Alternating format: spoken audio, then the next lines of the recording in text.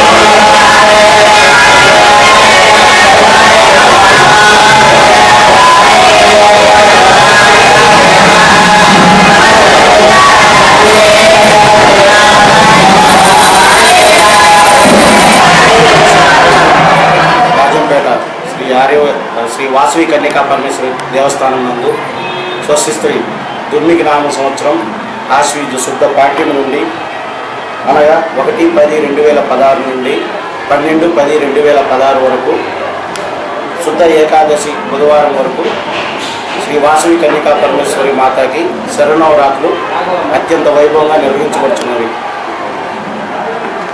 ఈ దసరా నవరాత్రులు యందు ప్రతిరోజు ఉదయము పంచామృతాభిషేకము, తదుపరి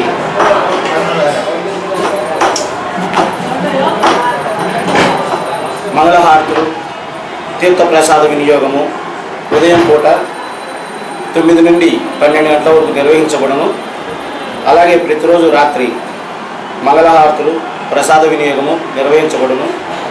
ఈ నవరాత్రుల యందు శ్రీ వాసవి మాతకు ఒక్కొక్క రోజు ఒక్కొక్క అలంకారం ద్వారా అమ్మనిని తయారు చేసి పీఠంపై ప్రతిష్ఠించి ఘనంగా ఈ దసరా నవరాత్రులు జరపబడుచున్నవి. ప్రతి ఒక్క రోజు ఒక్కొక్క అలంకారం ద్వారా నిర్వహించబడును. మొదటి రోజు దీక్షాబంధన దేవి అలంకారము, రెండవ రోజు వచ్చేసి పిల్లవృక్ష నివాసిని అలంకారము, మూడవ రోజు శ్రీ అన్నపూర్ణాదేవి అలంకారము, నాలుగవ రోజు శ్రీ కాళింగమర్దిని అలంకారము, ఐదవ రోజు శ్రీ మోహినీదేవి అలంకారము, ఆరవ రోజు శ్రీ గాయత్రీదేవి అలంకారము, ఏడవ రోజు శ్రీ మీనాక్షిదేవి అలంకారము, ఎనిమిదవ రోజు శ్రీ సరస్వతీదేవి అలంకారము, తొమ్మిదవ రోజు మహిషాసురమర్దిని అలంకారము, 10వ రోజు శ్రీ మహాలక్ష్మీదేవి అలంకారము, 11వ రోజు విజయదశమి సందర్భంగా శ్రీ రాజరాజేశ్వరి దేవి అలంకారము, సాయంత్రం పార్వేటి ఉత్సవము నిర్వహించబడును.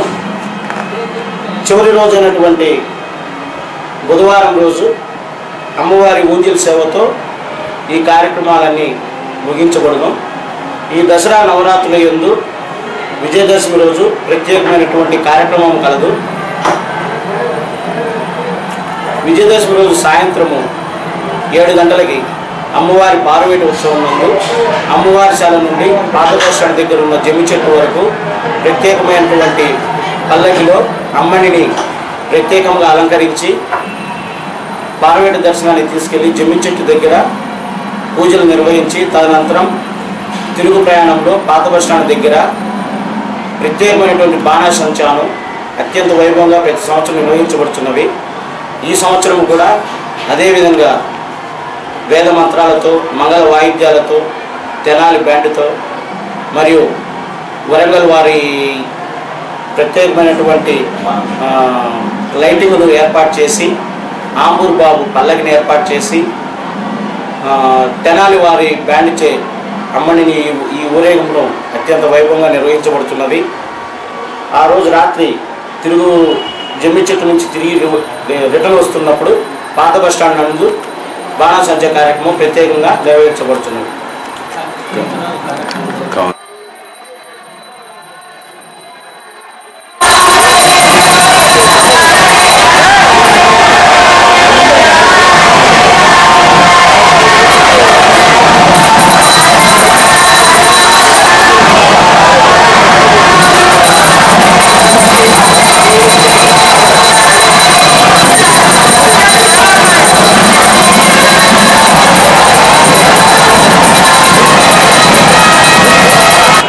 దసరా నవరాత్రి యందు రాజంపేట ప్రజలందరూ వచ్చి దేవి కృపకు పాత్ర కాగలని ఆశిస్తూ శ్రీ ఆదివాసీ సంఘం రాజంపేట మరియు దసరా ఉత్సవ కమిటీ.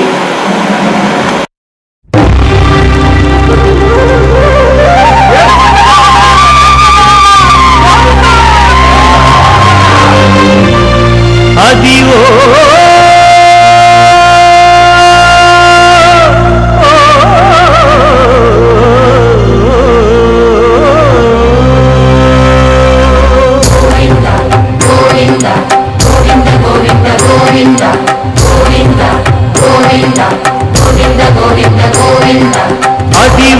అల్లదివో శ్రీ హరివాసము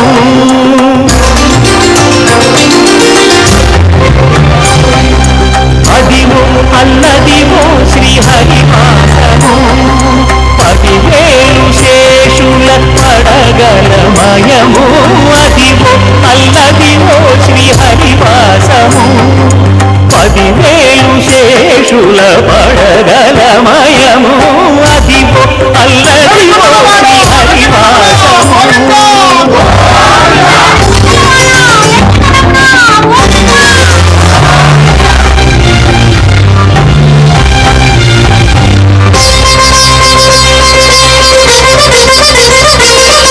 అదు వెంకటాచలమఖిలో నటము అదివో బ్రహ్మాండుల రూపము అదివో నిత్య నివాసమఖిల మునులకు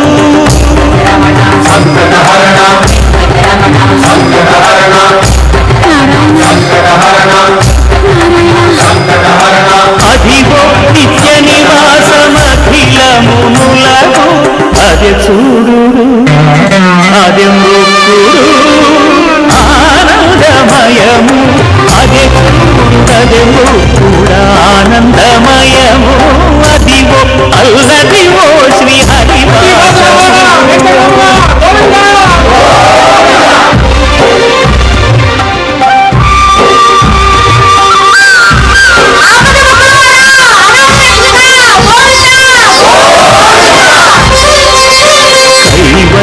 పరము వెంకట నగమడివో శ్రీ వెంకటపతికి సిరులైనది భావింప సకల సంపద రూపమదివో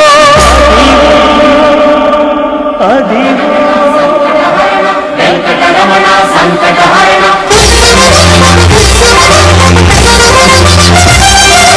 భావింప సకల సంపద రూపమదివో పావనములకెల్ల పావనమయము అదివో అల్లదివో శ్రీ హరివాసము శ్రీ హరివాసము శ్రీ హరివాసము.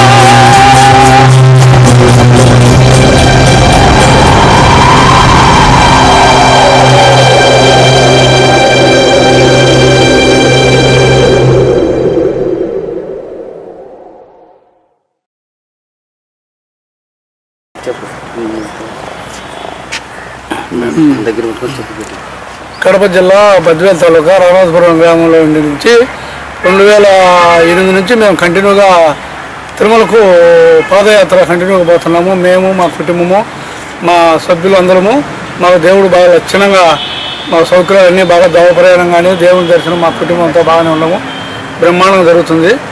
కాబట్టి ఇప్పుడు మేము రాయంపేటలో అన్నమయ్య దగ్గర చేరుకున్నాము. దేవుని దగ్గర తెలుసుకుంటా ఈ బొమ్మ కాడ మేము అన్నమయ్య బొమ్మ దగ్గర మేము మాట్లాడుతున్నాము. మాకు దేవుడు ఎప్పుడూ బాగా సహకారం బాగుంది, బ్రహ్మాండంగా మేము లక్షణంగా చేరుకుంటున్నాము. ఇది 2008 నుంచి కంటిన్యూగా 9వ సంవత్సరం సార్ మేము రావడము. మేము బ్రహ్మాండంగా దేవుని భక్తులము. దేవుని దగ్గర మాకు ఇలదేవత ఆ వెంకటేశ్వర స్వామి. కంటిన్యూగా ఫ్యామిలీతో మామూలుగా 30 సంవత్సరాల నుంచి మేము దేవుని దగ్గరికి పోతున్నాము. ఇప్పుడు మేము నడకతో 2008 నుంచి కంటిన్యూగా ఇది 9వ సంవత్సరం సార్ మేము పోతున్నాము. మాకు ఏనాటి ఇబ్బంది లేకుండా దేవుడు మాకు లక్షణంగా చూసుకుంటున్నాడు. మా పిల్లలు, మేము, మా చదువులు, మా పంటలు, పొలము అన్నీ బాగా లక్షణంగా జరుగుతున్నాయి. నా పేరు శ్రీనివాసులు. మేము రఘునాథపురం గ్రామము, బద్వేలు మండలము, కడప జిల్లా నుంచి పాదయాత్ర కాలినడకతో దేవుని తిరుమల దేవస్థానానికి చేరుకొని దేవుని మొక్కుబడితో మా కుటుంబము, మా సభ్యులు, మేమందరము ప్రతి సంవత్సరము ఇప్పుడు ఇది 9వ సంవత్సరం మేము నా కాలినడకతో మా కార్యక్రమాన్ని మా దేవుడు మాకు వేడుకొండలవాడు వెంకటరమణ స్వామి మా అనుకున్న కోరికలు నెరవేర్చినారు. కాబట్టి మా కుటుంబంతో మేము ముగ్గురం అన్నదమ్ములము, మేము ముగ్గురం కూడా ప్రతి సంవత్సరం నడిచి దేవుడిని దర్శించుకొని మా కార్యక్రమాన్ని ఆయన మా కోరికలు నాకు ఉద్యోగం కావాలని నేను మొక్కుకున్నా. 4 సంవత్సరాలు తాపలు పూజించాను. ఆ తాపలు పూజించిన దానివల్ల నాకు ఉద్యోగం వచ్చింది. నేను ఎలక్ట్రికల్ డిపార్ట్మెంట్లో లైన్మెన్గా పనిచేస్తున్నా. మా కుమారుడు నాకు లేడు. మాకు ఆడపిల్లలు పుట్టినారు 2. నా కొడుకు కావాలని కోరుకున్నా.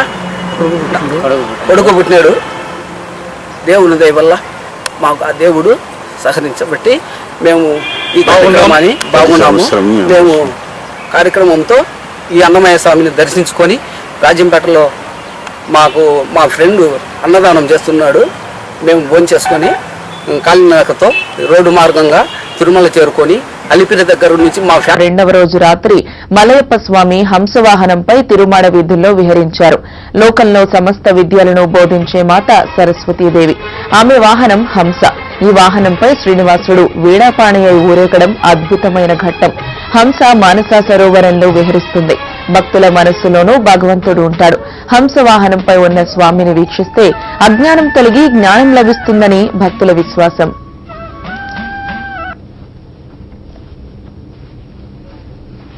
బ్రహ్మోత్సవం బ్రహ్మాండ నాయకుని బ్రహ్మోత్సవం తిరుమలేశుని గాంచు దివ్యోత్సవం తిరుమలేశుని గాంచు దివ్యోత్సవం తిలకించు వారికి నేత్రోత్సవం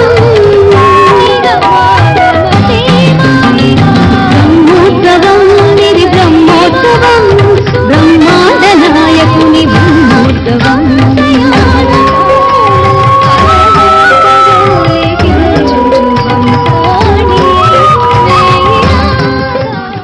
ఉన్నాయి. 5వ రోజు ఉత్సవాల్లో భాగంగా అమ్మవారు కాత్యాయనీదేవి రూపంలో భక్తులకు దర్శనమిస్తున్నారు.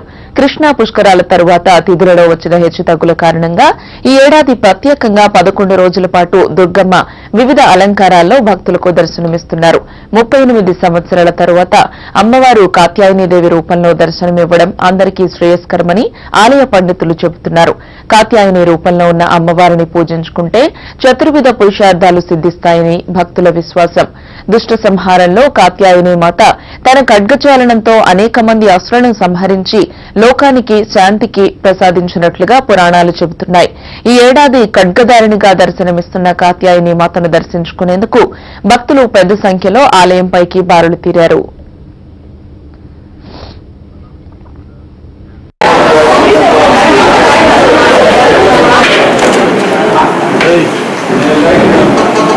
ఉపాధ్యాయులు కూడా సుమారుగా 24 మంది ఉపాధ్యాయులకి మరి ఉత్తమ ఉపాధ్యాయులుగా ఇవ్వడం జరిగింది. ఈనాడు నవ సమాజ నిర్మాణం స్థాపించుకోవాలంటే విలువలతో కూడినటువంటి విద్యని. ఈరోజు ఉపాధ్యాయులు లేకపోతే ఈ సమాజం అభివృద్ధి జరగదనేటువంటిది ఈరోజు మనకందరూ కూడా తెలిసినటువంటి విషయం. అలాంటి ఉపాధ్యాయుల్ని సన్మానించుకొని గౌరవించాలనేటువంటి ఆలోచనతో ఈరోజు వ్యాప్తంగా ఈరోజు ఈ ఉపాధ్యాయ దినోత్సవం జరుపుకుంటున్నారు. ఈ సందర్భంగా ఒక ఉపాధ్యాయుడిగా పనిచేసి నేనేదో ఈ శాసనమండలి సభ్యుడిగా ఉన్నా కూడా మీ అందరికీ తెలుసు, నేను 80% ఉపాధ్యాయుడిగానే ఇప్పటికీ కొనసాగుతున్నాను. విద్యారంగంతోన, ఉపాధ్యాయులతోన, విద్యార్థులతో కూడా మమైకమై పనిచేస్తున్నాను. కొర్లకుంట స్కూల్లో సైన్స్ పాఠాన్ని, బయాలజికల్ సైన్స్ పాఠాన్ని కూడా నేను గత సంవత్సరం పీరియడ్ అక్కడికి వెళ్ళి బోధించడం, ఆ స్కూల్ చూసినప్పుడు, ఆ పరిస్థితి చూసినప్పుడు బోధించడం జరిగింది. వాస్తవంగా ఈరోజు చాలా వృత్తులు వస్తూ ఉన్నాయి. ఆ వృత్తికున్న పవిత్రత, ఆ వృత్తికున్న ప్రత్యేకత, గౌరవం పట్టుకున్నాయి. కానీ ఒక జ్ఞానాన్ని అందించే ఒక పవిత్రమైన బృహత్కర కార్యక్రమం ఈ యొక్క బోధన కార్యక్రమం. ఈ బోధన కార్యక్రమంలో నిష్ణాతులైన ఉపాధ్యాయులు, అదేవిధంగా తమ శిష్యులను తయారు చేసుకునే క్రమంలో వాళ్ళు పాటించే పద్ధతులు, వీటన్నిటిలోన అతి పురాతన కాలాలు, వేద కాలాల నుంచి కూడా గురువు ఒక ఉన్నత స్థానంలోనే ఉన్నాడు. శ్రీకృష్ణునికి గురువు సందీపుడైతే, అర్జునుని గురువుగా ద్రోణుడు చెప్పుకుంటే, ఇంకా ప్రహ్లాదుని గురువు వాళ్ళ తండ్రి గారే ప్రవేశించిన గురుస్థానం ఆనాటి నుంచి ఈనాటి వరకు శిష్యులు తమకు ప్రాథమిక దశనించి పరిశోధనా స్థాయి వరకు అనేక మంది ఉపాధ్యాయులు, అధ్యాపకులు వచ్చిన విద్యార్థి మనసులో మాత్రం ఒక 2-3 గురువులు అనేవాళ్ళు పదిలంగా ఉంటారు. ఆ స్థానం సంపాదించుకున్న గురువు అత్యున్నతమైన వాడు అని చెప్పి ఈ సమాజంలో మనం గుర్తిరగలం. ఈరోజు ఉన్న పరిస్థితుల్లో ప్రాథమిక స్థాయిలో ఉంటున్న బోధనను బోధించే టీచరే అందరికంటే ది బెస్ట్ టీచర్గా నా దృష్టిలో నేను భావిస్తున్నాను. ఎందుకంటే ఆ యొక్క ప్రాథమిక దశలో బోధన ఆ బిడ్డకి ఇవ్వాలంటే సహనంతో, ఓర్పుతో, నేర్పుతో విద్యార్థి మనస్తత్వాన్ని గుర్తెరిగి వాళ్ళను ఎటువంటి ఇబ్బంది కలిగించకన్నా, ఒత్తిడికి లోను కానికన్నా ఆ బిడ్డకు విద్య పట్ల ఆరాధింపబడే దిశగా తీసుకువెళ్ళిన నిజమైన గురువే అత్యున్నతమైన గురువు. ప్రాథమిక స్థాయిలో ఆ యొక్క లక్షణాలను విద్యార్థికి వంట పట్టించిన వాళ్ళే అత్యున్నతమైన గురువులుగా ఈరోజు భావించాల్సి ఉంటుంది.